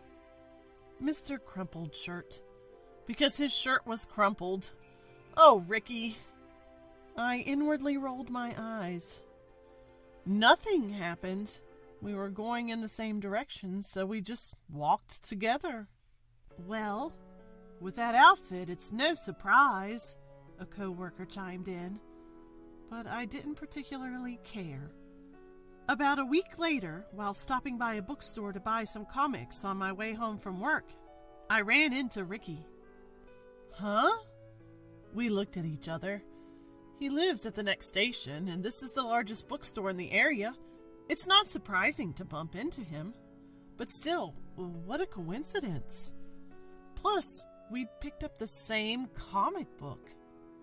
Huh? We realized this at the same moment. We both naturally said the same thing and laughed. Would you like to grab a bite? I had been thinking about picking up some prepared food at the nearby supermarket, so I readily accepted Ricky's invitation. And yes, Ricky was still Mr. Crumpled Shirt. I suggested a family restaurant, and we moved to a nearby location. Ricky, who hadn't said much during our previous encounter, was more talkative today. I found myself smiling often and realized he was both a good speaker and listener. When I told him this, Ricky pushed his glasses up and averted his gaze. Did I say something wrong? Since then, Ricky and I occasionally went out for meals or drinks. Ricky was the same age as me, worked at a startup, and enjoyed reading comics and going for drives. Information I hadn't known about him at the blind date suddenly came flooding in. Ricky was interesting, and we clicked. But then something started bothering me. Hey, Ricky, do you have a girlfriend? He pushed up his glasses and hastily responded, If I had one, I wouldn't be going on blind dates. I guess that makes sense, but I felt surprisingly relieved at his response. Wait, do I like Ricky? No, we're just friends. The day after going out for drinks with Ricky, my coworkers approached me. When did you two start dating? Huh? Their question made me blurt out a weird sound. What were they thinking about? You're dating Mr. Crumpled Shirt, aren't you? Oh, Ricky. No. We just happened to live nearby, and we bumped into each other and went for drinks, that's all. Upon hearing my words, my coworker started to laugh. Oh, okay, that makes sense. There's no way such a lame guy would be your boyfriend. One by one, they began making fun of Ricky's appearance. For some reason, I was seething. Before I knew it, I was shouting, Hey, it's not about looks. Ricky is a really great guy. My coworkers uncomfortably slinked back to their desks. That night, I called my best friend June and told her about it. You're totally in love with him, she said, laughing as she spoke up for my feelings. Indeed, I had come to this realization today at the office. I didn't like it when people made fun of him. Is it really like that? But confessing my feelings is terrifying. I don't care either way, but don't blame me if you regret it. With those words, I started leaning towards confessing. But is his income okay? His clothes are always ragged, aren't they? I knew he worked for a startup, but I didn't know about his earnings. But I knew, just by the fact that he was working, he was decent. Well, he seems to have a job, and compared to my unemployed ex-boyfriends... Yes, having had relationships with several people, just the fact that he was working made him seem like a fine person to me. Thinking about those unemployed guys who cheated, I can't forgive them. If you say so, Melissa, I can only tell you to go for it. With June's words, I decided to invite Ricky for a meal. For the first time, I invited Ricky to dinner on the weekend. It's the first time we would meet during the day. Then, because it was his day off, he suggested going for a drive instead. I remember him saying driving was one of his hobbies, so I agreed to let him pick me up in his car on the day. It felt almost like a date. And then the weekend arrived. I was waiting at the entrance of my apartment building when a white car pulled up. It was Ricky. I had imagined an old or compact and expensive-looking car, so I was surprised to see a car of considerable value. Oh, maybe he spends his small salary on his car. That's why he doesn't have money for clothes. I was satisfied with my own conclusions. The drive with Ricky was fun. Thanks to that, I almost forgot my main mission. I had completely forgotten until we reached my apartment. The moment he parked in front of my building, I turned to Ricky. "I like you. Please go out with me." Ricky pushed his glasses up and said, "Thank you." Then there was a silence. What does that mean? I want him to say something. Does he mean yes or no? I was staring at Ricky's face in surprise. Is this the pattern of a rejection? I said, "I'm sorry," lowered my head and got out of the car and dashed into the apartment building. Men are all the same. As I was soaking my pillow with tears, a message from Ricky arrived. The message read, "Please take care of me from now on." What? What was that silence earlier then? What was that about? With joy and anger mixing, I was thrown into a strange high. And so we started dating and decided to get married just before I turned 30. My co-workers ridiculed me endlessly. "Are you sure you're okay with a guy like that? Won't you struggle financially?" But I just wanted to be with the person I loved. He asked me to wait for a bit for the wedding ceremony, so we decided to register our marriage first and start looking for a new home soon. I want a child, and to prepare for that, I'm thinking we need to save money to some degree. Since I can't be too picky about our living arrangements for now, I suggested an apartment that looked good online for $900 a month. It's a bit small, but it's good enough, right? Oh, I wonder if the noise will echo if we have a kid and we're on the second floor. As I was looking at the property, I muttered these thoughts without even realizing it. Suddenly, Ricky said something astonishing. "Should we just buy a house then?" What? What on earth was he talking about? I didn't earn that much, did I? My mind raced through all the possibilities. Could it be some marriage scam, or was he planning to trick me into taking out a loan? No surprise my mind jumped there, given my history of being cheated on. But then Ricky said, "You think I'm poor, don't you, Melissa? You must assume I don't have any money since I spent it all on my car." His statement hit the nail on the head. But it didn't matter. I wanted to marry him. Overwhelmed by my feelings, I blurted out, "That's fine, I'll work. That's all we need, right? So let's buy a house." At this, Ricky burst into laughter, leaving me puzzled. I was utterly perplexed by the situation. "Hey, just so you know, I'm the CEO. Time froze for me in that moment. Seconds later, I found myself shouting in surprise, a sound so loud that I wanted to cover my own ears. "But your clothes, your belongings, they don't look expensive at all." I used to wear branded stuff, but I was surrounded by people attracted by my wealth. I don't like those who expect me to lavish them with money, and when they realize I won't, they turn on me. That's why I dress like this. Besides, I honestly lack a sense of fashion. Finally, I understood Ricky's perspective.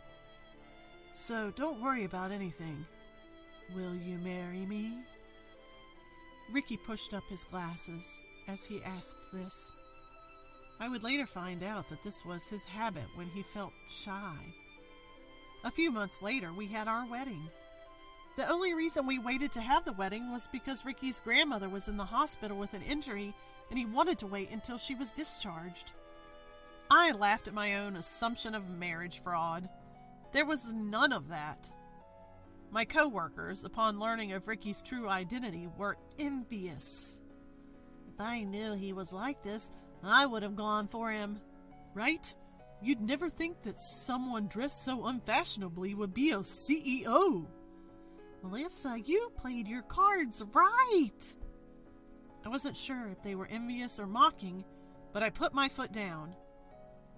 I would have married him even if he were poor.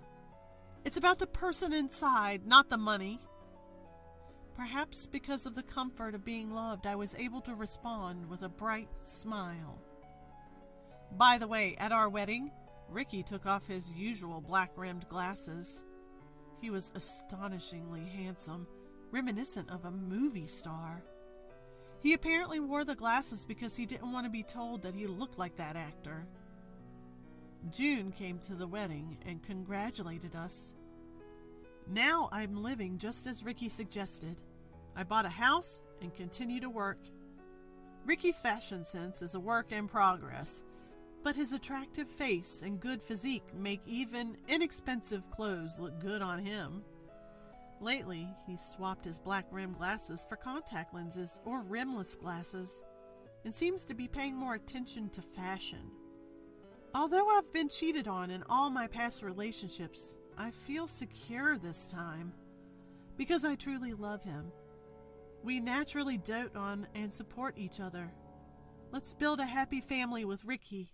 Forever. Emily, I'm grabbing lunch with friends today, so can you watch the kids? After sending my husband Kevin off in the morning, my sister-in-law Rebecca popped in like clockwork. Rebecca, I'm working from home today too. Oh, come on. You're just working at home, right? Let me have a break as a mom. Alright, take care. With that, she left, leaving her kids behind. I sighed and welcomed the 3 kids into my home. My name is Emily. I am a 37-year-old working homemaker. I freelance as a graphic designer, primarily working from home. After pouring my soul into building my career, I realized I was already past my 20s. By the time I felt stable in my work, I was 35. I was happy doing what I loved and thought maybe marriage wasn't so necessary. That's when I met Kevin. Kevin is 1 year older than me at 38 and works for a company that designs posters and signs. We met because I took on a freelance project from his company and eventually we got married. Since I had lived alone for so long, I had some reservations about living with someone else. But life with the easygoing Kevin was comfortable. However, about 6 months into our peaceful married life, things changed. The trigger was my mother-in-law Margaret getting hospitalized. It wasn't a life-threatening illness, but her physical strength had declined. Worried about her, I started visiting my in-laws' house whenever I had time. Emily, you're busy with work too. Don't feel like you have to visit too often. Though, I'm glad when you do. Just don't push yourself. Margaret sounded genuinely concerned. No worries. I enjoyed chatting with you, Margaret. It's actually a refreshing change from working alone at home. I reassured her with a smile. Margaret is a delightful person, always cheerful and charming. Even though I'm younger than Kevin, I am not what society would consider a young daughter-in-law. I know my in-laws would probably be happier with a younger daughter-in-law, especially given that I'm married to their eldest son. So I was prepared for some pushback when I first introduced myself. However, to my surprise, my parents-in-law were incredibly welcoming. Margaret even said, "My son's not the most interesting guy, you know. I had almost given up on him ever getting married. Having a strong and wonderful woman like you as my daughter-in-law is a relief." Thanks to that, I've built a strong relationship with my in-laws. So, given that Margaret was ill, I had no reservations about visiting my in-laws' house this time around. but there was one issue. It was about Rebecca, my sister-in-law. Rebecca is Kevin's younger sister by 6 years, married 8 years ago, and has 3 kids. Living near the in-laws, Rebecca, as stay-at-home mom, seemed to be dropping her kids off almost daily, even after Margaret got sick. Having the grandkids around is great, and Rebecca needs a break too, but having them here this often is a bit much, especially when I'm not feeling well. Margaret mentioned one day. Rebecca, dropping off her kids, responded, "Well, wouldn't having kids around cheer you up? Just let them play around, it's fine." Rebecca, considering Margaret's condition, maybe you should hold off on leaving the kids here for a while. What? You don't understand how tough parenting is. How about Emily helps? You're here to assist mom anyway, right? Take care of the kids too while you're at it. Bye! Rebecca walked out, ignoring my suggestion. "Emily, I'm so sorry. I've spoiled her too much, and this is the result. You should get back to work. Don't worry about me." "No, but..." Looking at the kids racing around inside, I debated going back home, but eventually decided to stay until Rebecca returned. It was only 10 a.m., and Rebecca should be back by 3 or 5 p.m. at the latest, giving me enough time to cook dinner before Kevin comes home. However, Rebecca didn't return until after 7 p.m. "Sorry, I got a bit delayed." "Oh, Emily, you're still here. You must have a lot of free time. Bye." "Wait, Rebecca, how about saying thank you?" Margaret chided Rebecca, who was about to leave. "Oh, give me a break. I'm too old for lectures. Bye." Rebecca took the kids and left without a word of gratitude. Both Margaret and I stood there in disbelief. One day, Rebecca suddenly said, "Can you take the kids shopping for clothes? They grow up so fast. They need new clothes. I have a doctor's appointment today. I can't." Margaret looked bewildered at Rebecca's sudden request. "I don't see why you can't just reschedule your doctor's appointment. I need you to go shopping today. I'm meeting my mom friends tomorrow, and I don't want the kids looking shabby. Don't you feel sorry for them?" "Why can't you go yourself? Why do I have to go?" Even the usually gentle Margaret raised her voice. "I've got my own preparations to do. If you won't go, Mom, then maybe Emily can." Suddenly Rebecca turned to me, who had been silently observing. What? You're always pushing things onto Emily." "Fine, you go, Mom." In the end, Margaret gave in to Rebecca's stubbornness. And so, Margaret rescheduled her doctor's appointment and took the kids shopping. Days went on like this until Margaret finally broke down from exhaustion. I rushed to my in-laws' house when I heard the news. When I got there, Rebecca was already present. I thought she might be apologizing to Margaret, but she wasn't. When Margaret said, "Rebecca, I'm really tired. I don't think I can take care of your kids for a while," Rebecca exclaimed, "What? Seriously? You're just a little tired. I'm not asking you to take them anywhere, just watch them at home." She had the audacity to say that to Margaret, who lay weakly in bed. "Rebecca, that's too much." "What? Okay, fine. Why don't I just leave them with Emily from now on?" What? Exactly. You can relax, Mom, and I won't have to change my plans. Problem solved. Rebecca sounded as if she had come up with a brilliant idea. "No, I can't take care of them alone." Then I guess we have to rely on Mom. You pretend to care, but you won't actually do anything. Pressured by Rebecca, I reluctantly agreed to take on the task. The next day, Rebecca really did drop off the kids. What's more, she always came after Kevin had left for work, perhaps to avoid any confrontation. I couldn't discuss it with Kevin since I had already agreed to it. But taking care of 3 kids turned out to be more challenging than I had imagined. Not only did I have to prepare lunch, but I also had to manage their constant requests for snacks. The kids were running around, making it impossible for me to concentrate on my work. Since we live in an apartment, not like the spacious in-laws' house, I was always worried about receiving complaints from the neighbors. On this day, I had invited an old friend from art school over. I was still looking after Rebecca's kids, and it was hardly the right time to have someone over, but I needed to talk to someone. So I invited this friend who I've known for a decade. Looks pretty hectic, huh? My friend says as she watches the kids run around. Yeah, it does. Pouring coffee, I reply in a tired voice. What about Kevin? He doesn't know about this? Yeah, Rebecca avoids Kevin's lectures like the plague. She specifically chooses times when he's not home to drop off and pick up the kids. Besides, Kevin's been working late a lot recently. Wow, but she should talk to Kevin before it gets too much. Yeah, I should. I nod, appreciating my friend's concern. Then, as if life wasn't chaotic enough, I miss a work deadline. Worse, it's a project from Kevin's company. Emily not meeting a deadline? What's going on? I'm so sorry. Kevin did some maneuvering on his end. I am not blaming you. You look exhausted. Something must be up. Kevin speaks gently as I lower my head. I then tell him about Rebecca leaving her kids with us every day. I am worried she'll just dump the kids on us for Christmas and go out partying. I sigh. Really? I'm sorry I didn't notice. Does Daniel know about this? Daniel is Rebecca's husband. Oh, now that you mention it, I remember something. One day, Daniel came to pick up the kids. I gently asked if he could reduce the frequency of leaving the kids with us. All I got was a disinterested, in response. It was surprising considering Daniel's reputation as a straight-laced government worker. Thinking back, something else had been bothering me. For lunch, I couldn't keep serving only supermarket-bought lunches and frozen meals, so I'd been making simple homemade dishes, and I noticed that the kids would devour the food every single time. There are definitely some things to be concerned about. Maybe it's time to dig a little deeper. Hearing my thoughts, Kevin said as much, and then reached out to a certain individual.